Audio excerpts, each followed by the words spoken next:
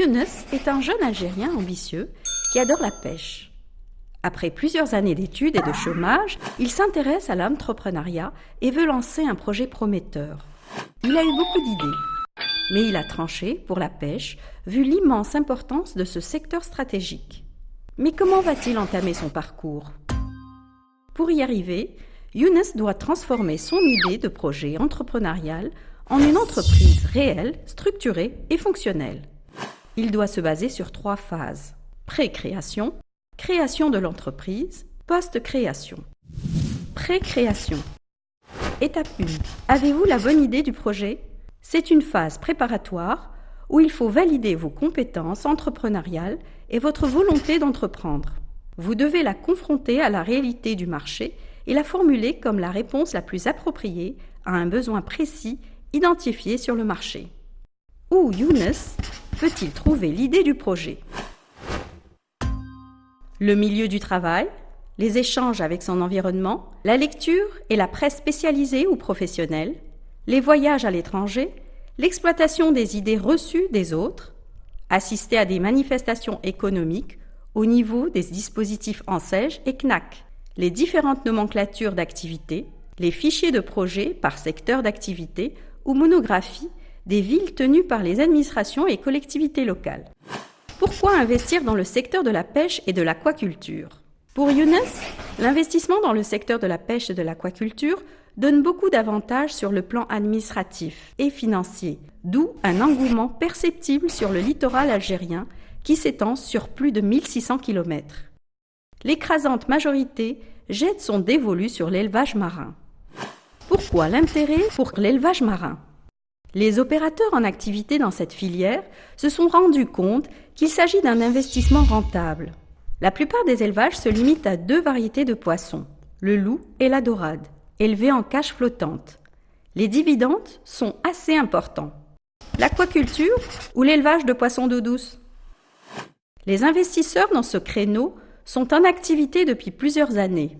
Des variétés de poissons comme le tilapia, le poisson-chat et les crevettes d'eau douce sont élevés par des opérateurs qui avaient reçu au préalable des formations dans des instituts d'État.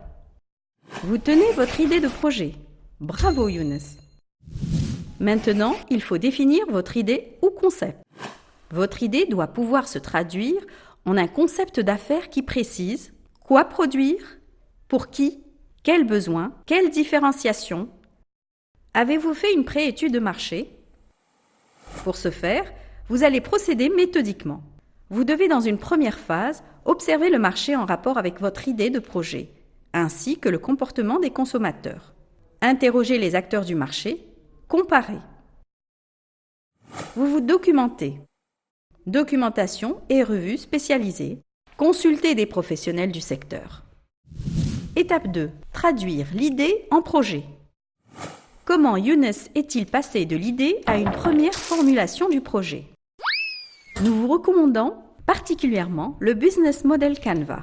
C'est certainement le modèle le plus reconnu et utilisé. Après la présentation de votre projet au premier contact, amis, proches, contacts, investisseurs. Avez-vous toujours la même motivation pour l'entreprendre? Avez-vous les compétences nécessaires pour ce projet? Validez-vous la pertinence de votre idée de projet, sa faisabilité? Avez-vous bien défendu votre idée auprès de ces personnes?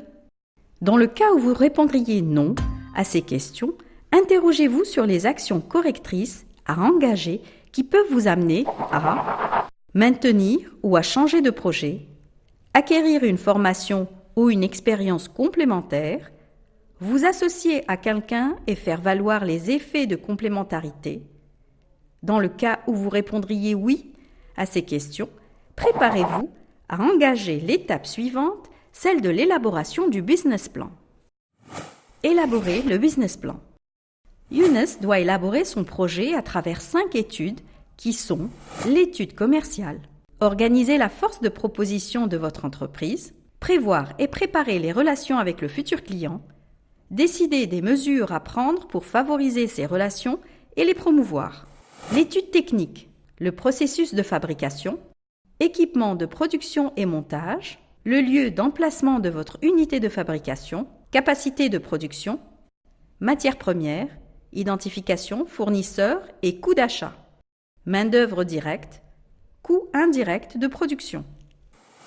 Étude d'organisation et de management. Un organigramme mettant en évidence les postes clés et la ligne de hiérarchie. Le régime de travail, nombre d'heures de travail par jour et par mois. Nombre d'équipes et de postes. L'identification des profils principaux parmi le personnel. L'étude financière. Elle doit répondre aux 4 questions fondamentales suivantes. Quels sont les capitaux nécessaires pour lancer votre projet et comment les réunir? L'activité prévisionnelle de votre entreprise ou le chiffre d'affaires prévisionnel va-t-elle couvrir les charges générées? Les recettes encaissées par l'entreprise tout au long de l'année vous permettront-elles de faire face en permanence aux dépenses de la même période? La solidité financière de l'entreprise prévue grâce au plan de financement initial. Pour répondre à ces questions, Younes devait établir respectivement le plan de financement initial, le compte de résultats prévisionnels, le plan de trésorerie, le plan de financement pluriannuel. Étude juridique. Elle s'effectue en 2 étapes. Le choix de la structure juridique, la préparation du dossier administratif. Nous nous limiterons dans ce qui suit au plus courant en Algérie, à savoir personne physique, l'entreprise unipersonnelle à responsabilité limitée, EURL, la société à responsabilité limitée, SARL, et la société par action, SPA. Construire le plan de financement. Younes, vous devez répondre à la question. Quels sont les capitaux nécessaires pour lancer votre projet et comment vous allez les réunir? Le plan de financement initial se présente sous forme d'un tableau comprenant 2 parties. Besoins durables, frais d'établissement, investissement acheté, besoins en fonds de roulement, BFR. Sources durables, capital social ou apport personnel, compte courant d'associés s'il y a lieu, subventions, emprunts à moyen ou long terme. Un financement atteignant 98 à 99% du montant global du projet grâce à un montant triangulaire. Crédit bancaire, 70%. Crédit non rémunéré en SEIG ou CNAC, 28 à 29%. Apport personnel, 1 à 2%.